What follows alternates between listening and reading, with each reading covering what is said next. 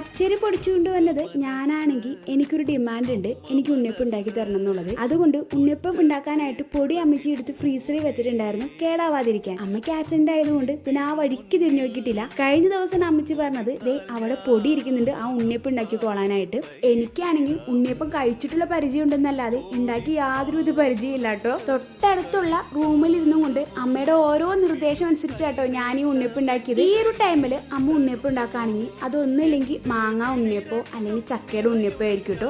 നല്ല ടേസ്റ്റ് ആണ്. മാങ്ങ ഉണ്ണിയപ്പാണെങ്കിൽ അധികം മധുരവും നമ്മൾ ചേർക്കില്ല, ചക്കയുടെ ഉണ്ണിയപ്പാണെങ്കിൽ കുറച്ച് മധുരം ചേർക്കും. എന്നാലും ഒത്തിരി മധുരം ഞങ്ങൾക്ക് ഇഷ്ടമല്ലാത്തതുകൊണ്ട് ഞങ്ങൾ അധികവും മധുരവും ചേർക്കാറില്ല. അമ്മയുടെ നിർദ്ദേശപ്രകാരമൊക്കെയാണ് ഉണ്ടാക്കിയെങ്കിലും അമ്മ ഉണ്ടാക്കുന്ന ആ ഒരു ടേസ്റ്റ് ഉണ്ടല്ലോ, അത് ഈ ഉണ്ണിയപ്പത്തിന്റെ തൊട്ടയലക്കത്തേക്കൂടെ പോലും പോയിട്ടില്ല കേട്ടോ. പിന്നെ ഷേപ്പിൽ കുറച്ച് വ്യത്യാസമൊക്കെ വന്നിട്ടുണ്ട്. ആ ഒരു മുകൾ ഭാഗം ഒരു ഉണ്ട പോലെ ഇങ്ങനെ പൊന്തി നിൽക്കാണ്. എന്താണ് അതിന്റെ കുഴപ്പമൊന്നും എനിക്ക് ശരിക്കും അറിയില്ല. അമ്മ പറഞ്ഞത് അത് ഒഴിച്ചതിന്റെ പ്രശ്നമെന്നാണ്.